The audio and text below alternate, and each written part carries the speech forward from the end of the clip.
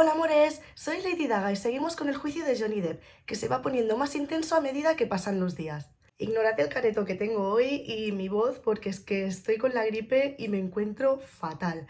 Pero es que llevaba todo el fin de semana preparándome el vídeo y tenía ganas de grabarlo. Además, me ha salido fatal el eyeliner, pero bueno, aquí estoy. Venga, vamos a lo que nos interesa, el juicio de Johhny. Él ha seguido testificando mientras Amber lo miraba todo el rato con la misma cara de culo. Y es que supongo que es la única cara que ha ensayado con sus abogados, que le habrán aconsejado no dar la misma imagen que en el juicio de Sun, en el que la vimos con una actitud totalmente distinta, aunque lo que se discutía es lo mismo que se está discutiendo en este juicio. Do you understand what I'm asking you? No. No? Yes, I understand what you're asking. Okay. And prior to May 21, 2000, okay, marking the next thing that I'm going to play to you as Hugh. Would you listen to this, please? This is punching. This is punching. Let's skip one.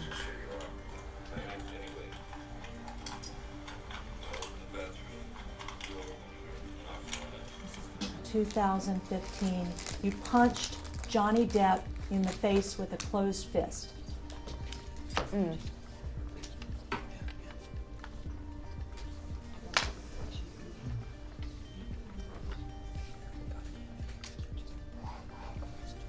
I hit Johhny one time when he. Sorry, I'll wait. No, you answer the question. Please stop whispering because it's distracting over here. It's your team. No, I was referring No, these to two. this actually. I can't hear them. I hear them. Team. No, I was referring No, to these this two. actually. I can't hear them. I hear them.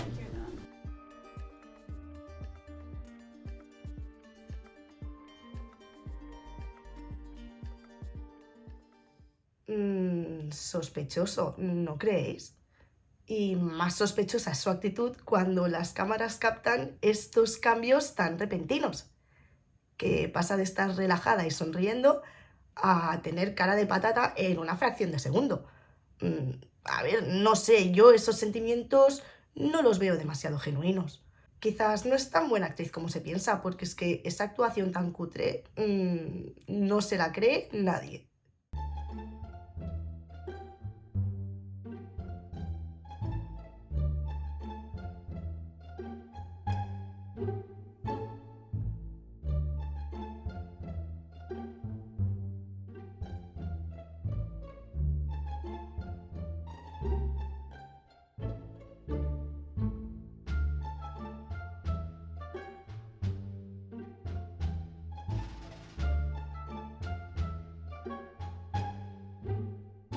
Y por favor, alguien que sepa de moda, ¿me podéis explicar qué sentido tienen estos outfits tan horrorosos que me lleva? Ha pasado de imitar a Johhny, tampoco entiendo con qué fin, porque mirad que en el primer día de juicio ella apareció vestida igual que él en el anterior juicio. Y el segundo día él llevó un broche con un insecto en la corbata y al día siguiente ella llevaba un broche igual en su corbata. O sea, ¡hola! ¿Pero qué clase de estrategia es esta para parecer una víctima? No lo veo. Y bueno, ha pasado de eso a ir disfrazada de su bisabuela. ¿Qué pasa? ¿Que es que le coge los trajes a su yaya del armario porque no tiene ropa formal para ir a los juicios?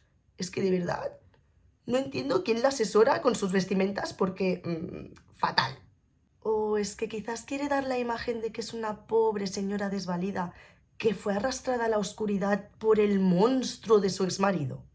Yo creo que los tiros van por ahí. Y es que los abogados de Amber tienen pinta de ser igual de psicópatas que ella. Y le están intentando hacer gaslighting al jurado y al mundo entero, manipulando la realidad a su antojo para hacer quedar mal a Johhny. Le han dado 1000 vueltas de todas las maneras posibles a las adicciones de Johhny, intentando relacionar eso con los supuestos maltratos, cuando todos los testigos afirman que Johhny jamás ha sido violento con nadie bajo los efectos de cualquier sustancia. Johhny consume para evadirse de la realidad, y es un mal hábito que adquirió a los 11 años cuando probó las pastillas que tomaba su madre maltratadora para estar tranquila.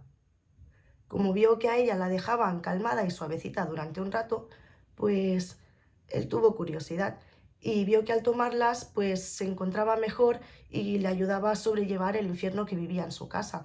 Así que, bueno, en lugar de tener unas herramientas para poder gestionar el estrés, pues su manera de gestionarlo fue evadirse tomando sustancias. Su consumo no ha sido lineal a lo largo de la vida y han habido periodos en los que no ha necesitado evadirse para soportar su día a día, aunque, qué casualidad, su adicción sospechosamente empeoró cuando empezó su relación con Amber. Que tampoco es ninguna santa y no entiendo por qué le dan tantas vueltas a las cosas que consumía él cuando ella es igual o incluso peor, porque toma lo mismo que él y algunas cositas más. Y al contrario que en el caso de Johhny, de Amber sí que dicen que ella es violenta, tanto si está drogada como si no lo está. How often would Miss Heard drink in your presence while you were in a relationship? Always. How often did you see Miss Heard take MDMA? A dozen times, 20 times, over the course of the years, during the course of the years. And what about mushrooms? Mushrooms a little less. Mushrooms probably 6, 7 times. De lo que no me cabe ninguna duda es de que ella es una psicópata, porque escuchar a Johhny contar las cosas que ha vivido con ella me está haciendo revivir mi propio infierno. Me está desbloqueando un montón de recuerdos. Durante su testimonio está describiendo a la perfección lo que se vive al lado de uno de estos seres. Hubo una expresión que utilizó que cuando la escuché me hizo saltar, porque es que yo utilizo justamente la misma. Y es que dijo que cuando discute con Amber, las discusiones son circulares, que empiezan en un punto y vuelven al inicio y no avanzan. Y es que yo justamente digo lo mismo cuando hablo de mi ex. When did Miss Heard's behavior towards you begin to change? First things started coming up, and I was suddenly just wrong about everything. Then beyond that, if you tried to explain yourself and correct the problem, the misunderstanding, it would then begin to heighten as Miss Heard was unable to be wrong. It just didn't happen. She couldn't be wrong. It's hard to explain, but the argument would start here, and then it would roll around and become this circular thing of its own. So you get back to the beginning, essentially, of the argument. Now it's heightened even more, but it's still circular, and there's no way in or out. If there's a dialogue between two people, both people need to speak. I was sort of not allowed to be right, not allowed to have a voice. So at a certain point, when what enters your mind is, you start to slowly realize that you are in a relationship with your mother, in a sense. Es que hasta esto lo dice igual que yo. Y es que lo que me hizo reaccionar y tener ese clic para dejar a mis ex fue pensar, es que es como mi padre. Y volviendo a lo de las discusiones circulares, es que precisamente es eso, discutir con un psicópata. Entras en un bucle del que es imposible salir porque es que quieren tener razón en cosas que no la tienen. Entonces empiezan a darle vueltas al asunto y hacerte gaslighting de todas las maneras que pueden para volverte loco y que reacciones mal y luego acusarte de lo malo que eres y de que eres un maltratador. ¿Cuántas veces os dijeron vuestros ex que los tratabais súper mal? A mí, muchas. Y es que para un psicópata que reacciones ante sus abusos es maltrato. Como al final de mi storytime del Rototom, en el que escuchamos a mi ex diciendo que lo trato fatal y haciéndose la víctima, porque reaccioné ante su maltrato.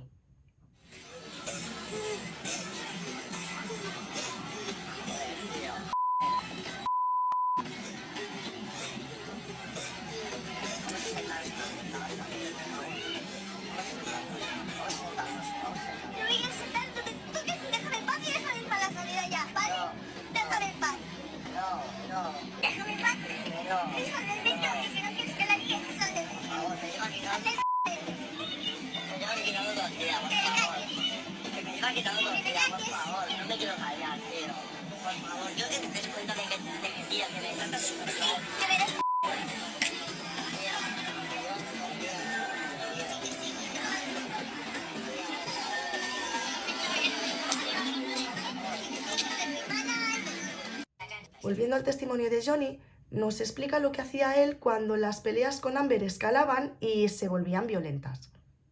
Nos cuenta que hacía lo que aprendió a hacer en su casa de pequeño en estas situaciones, que era alejarse de la situación hasta que la tormenta pasara, o sea, indefensión aprendida. Y además nos cuenta que Amber no le permitía alejarse en estas situaciones. And for the record, this is an audio recording. It's quite lengthy, so we intend to play certain portions of it. Okay. I'm telling you, if you lost memory last night of kicking me out the door with the hitting me, Again, and sorry. and your memory is gone from you kicking the bathroom door and hitting me in the skull as I was bent Again, down. I am Wait, sorry. if you have those memory, divots. I was upset. There was a lot going on, okay, and I was but wait. on an Ambien. Like, Okay, why? but wait. Like, why are you obsessing over the fact that I can't remember it the way you remembered it? I said I was sorry. I didn't deny know it. that. I'm not talking about that. What I want. In Australia, when we had the big fight where I lost the tip of my finger, at least 5 bathrooms and 2 bedrooms I went to To avoid talking to me. To To avoid escape working the- it out. That's to the escape problem. the fight. You don't escape the fight. You escape the solution. No. You escape the solution. No. You escape figuring it out. We cannot work it out if you run away to the bathroom every time. Listen to me. Listen to me. A boxer can't go 12 rounds without a minute break. I'm not giving you a minute break. You do it at minute 3 at the beginning of an argument. No. There are rounds, man, and when it gets too hairy, the ref splits them apart or whatever. But all I'm saying is, you can't have a solution if the argument just keeps mounting and mounting and mounting and mounting. I fucking go into the bathroom and sit on the floor. Bam, bam, bam, here you come. I come out. Fight, crazy, escalated. I go split again, I go to another fucking bathroom or a bedroom or something. Knock, knock, knock, bang, bang, bang. You kept coming to get me. I'm not the one who fucking throws pots and That's whatever the different. fucking else at me. That's different. That's one does not negate the other. That's irrelevant. It's a complete non sequitur. Just because I've thrown pots and pans does not mean that you come and knock on the door. Does not mean that you come and knock on the door. Really, I should just let you throw. I'm not saying that. You're saying that. You're putting words in my mouth and then making non I'm sequiturs. giving you a situation. No, you're trying to justify how you don't or do come to the door based on whether I throw pots and pans. It's irrelevant. No, I'm justifying how you seem to think that there's this cowardice in me that runs away and I don't fight for you. And you're justifying that by saying I throw pots and pans? Okay, cool. Let's No. talk about everything you do wrong. I'm not the one who. I didn't punch you, by the way. I'm sorry that I didn't hit you across the face in a proper slap, but I was hitting you. It was not punching you. Babe, you're not punched. Don't tell me what it feels like to be punched. You know, even a lot of fights have been around a long time. I know. You didn't get punched. You got hit. I'm sorry I hit you like this, but I did not punch you. I don't know what the motion of my actual hand was, but you're fine. I did not hurt you. I did not punch you. I was hitting you. How are you? You are such a baby. Grow the Fuck up, Johhny. What was displayed on the audio recordings was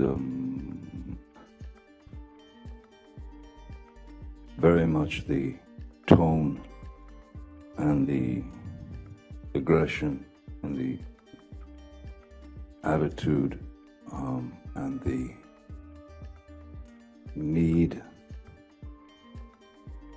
for a fight from Ms. Heard. Entiendo perfectamente por qué se alejaba Johhny. Cuando discutes con un psicópata, tú sí que tienes ganas de arreglar las cosas, pero la otra persona no. Si la discusión sube de tono y se vuelve una pelea, lo que hace una persona normal es detenerse y alejarse para poder continuar con la conversación más tarde cuando los dos estén más calmados, porque lo que uno busca es dialogar y solucionar las cosas. Pero el psicópata busca precisamente lo contrario y no le interesa que tú te calmes para que le vengas a razonar después. Lo que quiere es que tú explotes y te vuelvas loco y reacciones mal a causa de la rabia y la impotencia que te hace sentir. Porque sabe que así luego tú te vas a sentir mal. Y cuando te acuse de ser mala persona, le vas a creer y le pedirás perdón. Y así habrá ganado la pelea aunque no tenga razón. El psicópata no quiere solucionar nada cuando discute contigo. Lo que busca es someterte para sentir que está por encima tuyo. I was weak. I was a complete mess. I was an alcoholic. I was going to ruin everything. Your kids are not proud of you. Well, it's not a happy day. It's not a happy week. It's not a happy month when you're constantly being told how wrong you are about this or that, what an idiot you are, or anything. Then it increased, and it became an endless. It became that endless circle. Like I would just go and lock myself in, the bathroom or anywhere that she couldn't get into, and that happened constantly over the years. What would happen when the fights would escalate, other than going and hiding in the bathroom? I'm sorry? What would happen? Well, if they continued to escalate, if I stayed to argue that, eventually I was sure that it was going to escalate into violence, and oftentimes it did. When you say violence, what are you referring to specifically? Miss Heard, in her frustration and in her rage and her anger, she would strike out. She would. It could begin with a slap. It could begin with a shove. It could begin with throwing a TV remote at my head. It could be throwing a glass of wine in my face. You mentioned that Miss Heard would use information you gave her against you like a weapon. Can you explain that a little bit? I mean, basically, the only ambition that I've ever had in my life arrived the second that my first child arrived. And in the instant, which was to be a good parent, to be a great father, to be the best father I could. And there were several occasions where Miss Heard would tell me what a bad father I was, and that I had no idea how to parent. And again, it falls into the same category as before. I couldn't understand how in 52 years, or however old I was at the time, how I could be so wrong about everything. you start to believe that there's something wrong with you. Small insults and kind of teenage or high school tactics. This bullying, if you will, was becoming too much to take. Cuando le preguntaron que por qué se quedó ahí, su respuesta me partió el corazón y me acabó de confirmar que su madre es una psicópata. Johhny dijo que no se fue porque cuando su padre ya no pudo más y quiso divorciarse de su madre, ella intentó quitarse la vida. Y que Amber amenazaba precisamente con hacer lo mismo si Johhny la dejaba. Y que no se fue porque tenía mucho miedo de que ella hiciera una locura. Sabemos que es un rasgo de la psicopatía que amenacen con quitarse la vida.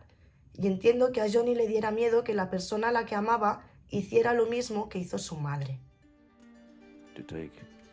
So why did you stay with Miss Heard given this type of behavior? That's a very complicated answer. I can only say that I stayed through all that. I'm sure that it's somehow related to my father remaining stoic as my mother would beat him to death. The elevation and the escalation of these day-to-day arguments were simply unnecessary. It was not to help the relationship. It did not help the relationship. It wasn't meant to help the relationship. It was meant to feed her need for conflict. She has a need for conflict. She has a need for violence. What I learned, the only thing I learned to do with it is exactly what I did as a child. Retreat. Just take a step back, which I told her we need to remove ourselves from each other, even for an hour, a day, anything. Because this can't go on. No one can live like this. You know? But why did I stay? I stayed, I suppose, because my father stayed. I suppose because I had been in that relationship with Vanessa, and that was lost, and I didn't want to fail. I wanted to try to make it work. I thought maybe I could help her. I thought maybe I could bring her around, because the Amber Heard that I knew for the first year and a half was not this suddenly this opponent. It wasn't my girl. It was she had become my opponent, and everything that I did just didn't fit her. It wasn't. She didn't accept it. So I stayed because, of course, I didn't want to fail. I didn't want to hurt anyone, especially Miss Heard. I didn't want to break her heart. I remember very well that when my father left and my mother, Betty Sue, had that first attempt at that I woke up to, and that visual in my head, and that was a direct result of my father's leaving. Ms. Heard had spoken of on a couple of occasions, so that also becomes a factor. That's also something that always lives in the back of your brain, and that you fear. Because when I would leave, sometimes, many times when I would try to leave, she would, stop me at the elevator with the security guards, crying, screaming, I can't live without you. I'm gonna die. But you had to get out.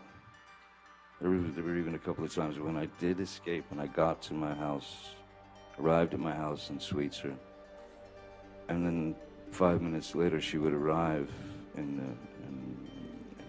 the I don't know what car she was driving at the time, but she would arrive in her nightgown, screaming in the parking lot in front of my house, screaming to high heavens. It'd be 4 in the morning, 3 in the morning. It was ludicrous. It was out of control. It was uncontrollable. Los psicópatas buscan y seleccionan a su presa. Y Johhny fue la víctima perfecta para Amber, porque al haber crecido con una madre como ella, ya estaba inmunizado al maltrato. Y donde otra persona se hubiera ido antes al ver que Amber estaba loca, él lo encontró normal y encima pensó que podría ayudarla. Y cuando él estuvo mal, ¿qué creéis que hizo Amber? Pues lo pisoteó para hundirlo aún más. Johhny nos cuenta cómo fue su tratamiento de desintoxicación y que el doctor Kipper le recetó unos medicamentos muy fuertes a base de opiáceos. Johhny fue a una isla para llevar a cabo ahí su tratamiento y Amber quiso ir con él. Hizo un trato con el doctor para ser ella quien le administrara los medicamentos a Johhny y mirad lo que nos cuenta él sobre cómo le ayudó Amber en esa situación. How, if at all, did Miss Heard try to support you in abstaining from the drugs and alcohol as she requested? Well, verbally, and she had been quite clear verbally and pretty bullish and brutish about wanting me to, telling me that I needed to stop drinking. I had no. I've worked with therapists, drug counselors who have actually said the words to me because I wanted to know. I wanted to know. Am I an alcoholic? Am I an alcoholic? Or is this just the same thing that I did as a kid when I took my mom's nerve pill? Could you please describe for the jury, Mr. Depp, what it feels like to go through a detox from opioids? I would say the best way to describe it is it feels like it feels like the inside of you, the very inside of you, is trying to escape the body. So it becomes obviously very physical, and so therefore you'll go into a withdrawal would mean that you would go into you'd have immense cramps in your stomach, your muscles would seize, my body would shake. The pain is like nothing I've ever experienced before. Part of it was, so the best way to explain it, for example, there was a situation that when we were on the island and I was going through the detox, and it was hitting pretty hard at that point. And Ms. Heard had made a deal with Nurse Debbie and Dr. Kipper to stay at their end of the island, and that she would administer the drugs to me, administer the medications that I needed to not go into for lack of a better word, these intense, sharp, painful heebie-jeebies. There was a moment when it was coming on very fast, and I was sitting on a couch in the little house that we all saw on the island. Miss Heard was at the she was in the sort of kitchen area, and she was chopping vegetables, I remember. And I think it was around 2:30 in the afternoon, and the effects of the withdrawals were really coming on. And I said to Miss Heard, I'm gonna need the meds now. And she said, she looked at the clock and she said, it's not time. And I said, no, you don't understand. This is not about clocks and watches and things. I'm going into the ship, and it was visible. And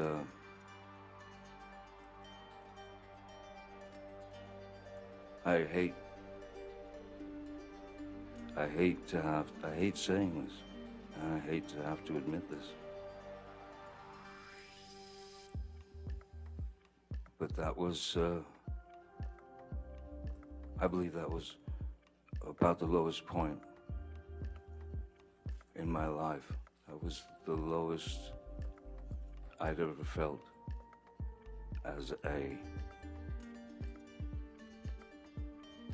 a human being. Because I had to say, please, may I have the meds? Because it's really kicking in. And she was adamant, no, it's not time. So, in explaining how these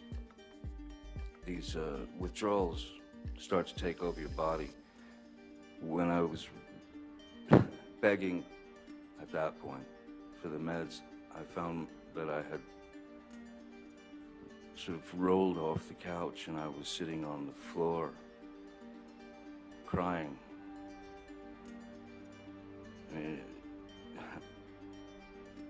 Tears streaming down my face, begging another human being to please give me the meds that will take this away. And she would not. She was adamant that, nope, it's not time, 4 o'clock. ¿Nos da la sensación de que Amber lo estaba volviendo loco para que él reaccionara mal? Imaginaos si en lugar de ser un sumiso, él hubiera respondido con violencia. Eso hubiera sido su perdición. Cuantos más datos nos da Johhny acerca de Amber, más claro vemos que ella es un monstruo sin sentimientos.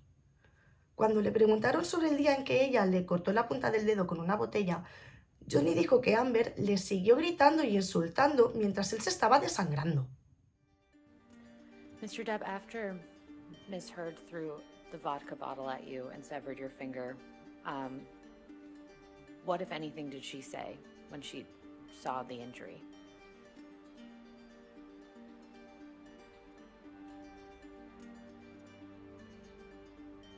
I don't recall anything, but just, it was almost like white noise, just someone yelling. It was just a high-pitched, constant attack of insults. It was just jumbled words to me in a very high frequency, and I was in a bit of shock, you know. I was in shock. En un principio, Johhny dijo que fue él mismo quien se hizo ese corte con un cuchillo porque no quería perjudicar a Amber, pero que los mismos doctores que lo atendieron se dieron cuenta de que era imposible que él mismo se hubiera hecho esa herida. Why would you lie about that? I didn't want to disclose that it had been I didn't want to disclose that it had been misheard, that it had thrown a vodka bottle at me and then took my finger off. I didn't want to get her in trouble. I didn't want to. I tried to just keep things as copacetic and as easy as possible for everyone. I did not want to put her name in that mix. También le preguntaron a Johhny acerca de las grabaciones de sus discusiones y declaró que fue él quien empezó a grabarlas avisando a Amber de que iba a hacerlo, porque es que necesitaba pruebas. Y lo entiendo perfectamente, porque cuando tu pareja te hace gaslighting y después de la discusión te niega todo lo que ha dicho, es que sientes muchísima impotencia. Si te entran ganas de grabar las discusiones con tu pareja, ojo, es una red flag muy grande, porque significa que te están haciendo dudar de tu percepción de la realidad. Did there come a time when you and Miss Heard started recording your arguments? Yes, in fact, I was the first person of the two of us to record conversations, and it was for this reason.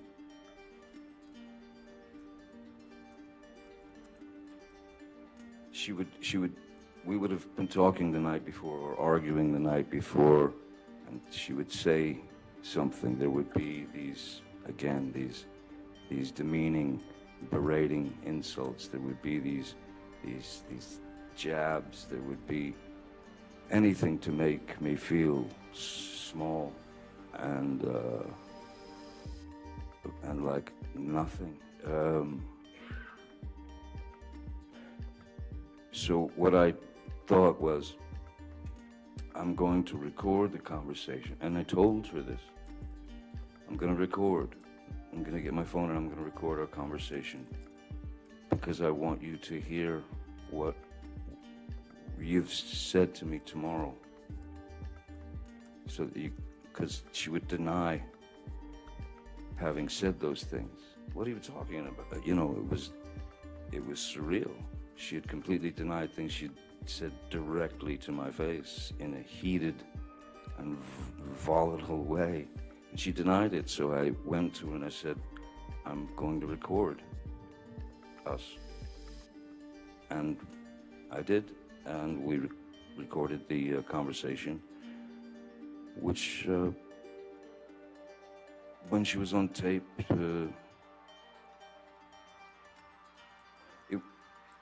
the first time, it escalated a bit, but she was, well, it was clear that she was performing for the tape because it was being recorded. So that was another clue that something was slightly rotten in the state of Denmark, as it were. What did Miss Heard say to you about you recording the conversations between you and her? I mean, initially she said, sure, go ahead. Did that ever change? No, then then she started recording, but surreptitious, without telling me that she was recording something, which is fine, but not so fine, if you know what I mean. Con Amber todo era un drama, y hasta los tatus de Johhny eran motivo de discusión. En concreto, ella no soportaba ver este tatu de Winona Forever que Johhny llevaba desde su juventud. Y es que a Amber la ponía enferma ver el nombre de una exnovia en la piel de su marido. Así que ella estuvo dando por saco hasta que Johhny se retocó el tatu. Y ahora pone Winona Forever. Y no contenta con eso, también se la liaba porque exigía que se hiciera un tatu con el nombre de ella. ¡Claro que sí! Si es que parece que Amber no buscaba un marido, lo que quería era un pelele al que poder convertir en su mascota. Pese a todas las evidencias que demuestran que Amber es un monstruo, sus abogados siguen empeñados en hacer quedar mal a Johhny. Y entre las pruebas que han presentado al juicio han salido a la luz unos desafortunados mensajes que Johhny intercambió con su amigo Paul Bettany. Realmente esos mensajes son bastante macabros y sacados de contexto hacen que Johhny parezca un psicópata, ya que dice cosas que no voy a mencionar en este vídeo porque no quiero que YouTube me lo desmonetice. Johhny y Paul Bettany estaban haciendo bromas acerca de Amber, llamándola bruja y describiendo de qué manera acabarían con ella. Por eso de que en la Inquisición las quemaban vivas y todo eso. Aunque bueno, teniendo en cuenta que Amber es una bruja y que estaban bromeando entre amigos, pues tampoco lo veo tan grave. No es como si Johhny hubiera ido a Amber a amenazarla directamente y a decirle que le iba a hacer esas cosas. Ya sabéis que le compré un coche a mi ex el estafador y que no me devolvió ni un duro. Pues no sé cuántas veces habré dicho que ojalá le explote el coche con él dentro. ¿Y eso significa que voy a ir hasta su coche y lo voy a manipular para que explote? No, pero soñar es gratis, ¿no? No creo que deban condenar a nadie por eso. ¿Que está mal? Pues sí. ¿Que Johhny no es ningún santo? Pues también, pero es que eso no es ningún delito. Anyway, se nota que los abogados de Amber están desesperados y que se agarran a un clavo ardiendo. Lo último ha sido la monumental cagada que han cometido al relatar cómo Amber se tuvo que tapar los moratones de la cara durante toda su relación. Ya nos avisaron al principio del juicio de que Amber nos iba a enseñar cómo se tapó esas marcas. Pues bueno, ha llegado el momento. Y para que no queden dudas de la veracidad de sus afirmaciones, han traído la paleta de maquillaje que Amber llevó en el bolso durante toda su relación. Es concretamente esta, de la marca Milani. El ridículo que han hecho Amber y su equipo ha sido colosal. Y es que la propia marca de maquillajes se ha posicionado claramente a favor de Johhny y ha colgado en su cuenta oficial de TikTok este vídeo en el que demuestran que Amber miente. Y es que es imposible que durante su relación ella se maquillara con este maquillaje porque no existía. Milani lanzó al mercado esta paleta de maquillajes en 2017 y su relación terminó en 2016. O sea que o Amber es capaz de demostrar que puede hacer viajes en el tiempo o lo va a tener muy negro para justificar esta mentira. Por cierto, en algunos medios han mencionado que Jason Momoa no sigue a Amber Heard en Instagram. He entrado a ver si es cierto y no, es mentira. Sí que la sigue. Estoy viendo algunas publicaciones en internet que me han hecho perder un poquito más la fe en la humanidad. Como publicaciones de mujeres que minimizan el daño de Johhny porque sí, es un hombre al que han maltratado, pero oye, que hay muchas más mujeres que sufren a manos de sus maridos. Y yo me pregunto, ¿y qué? ¿Es que acaso el dolor de unos es más válido que el de otros? También he visto publicaciones en las que directamente se desacredita a Johhny por sus adicciones y por ser un hombre, por lo tanto, un opresor, y Amber es la víctima porque es una mujer. ¿Really? ¿De verdad hay personas que están tan ciegas que son incapaces de ver el mal aun cuando lo tienen delante de sus narices? Las mujeres no somos seres de luz y asociar la feminidad con la bondad es un sesgo muy peligroso que tenemos que evitar por nuestro bien. Por otra parte, no faltan los machirulos que aprovechan para hablar del famoso 0,1% de denuncias falsas de mujeres hacia hombres y así hacer apología de su forma de pensar de troglodita. Y es que me cansan. Me cansa esta eterna guerra de sexos porque no entiendo cuál es la necesidad de dividirnos entre nosotros en lugar de señalar al verdadero enemigo, que no son ni los hombres ni las mujeres, sino las personas psicópatas. Y esas son de cualquier color y forma y por su apariencia externa no las vamos a identificar. El arma más poderosa que tenemos contra la psicopatía es la información y tenemos que saber cómo actúan para poderlos identificar antes de que arruinen nuestra vida. ¿Os imagináis lo diferente que hubiera sido todo si hubierais estado informados sobre esto desde la infancia? Las personas manipuladoras lo tendrían mucho más difícil, porque las veríamos venir de lejos y les pondríamos límites mucho antes. Y por eso hago estos vídeos, porque quiero que esta información se expanda para iluminar la oscuridad y que estos monstruos no puedan esconderse más entre nosotros. Si quieres ayudarme es tan fácil como compartir este vídeo para que tus amigos también estén informados. Y si te suscribes a mi canal y activas la campanilla de las notificaciones, no te perderás ninguno de los vídeos que vaya subiendo. Y bueno, amores, gracias por llegar hasta el final. Ya sabéis, si os ha gustado el vídeo, dadle vidilla para que YouTube se lo enseñe a más gente. Y bueno, os recuerdo que acabo de abrir un Patreon y que os podéis pasar por ahí para ver lo que ofrezco y colaborar con el canal. Y nada, que nos vemos otro día. Un besito, amores.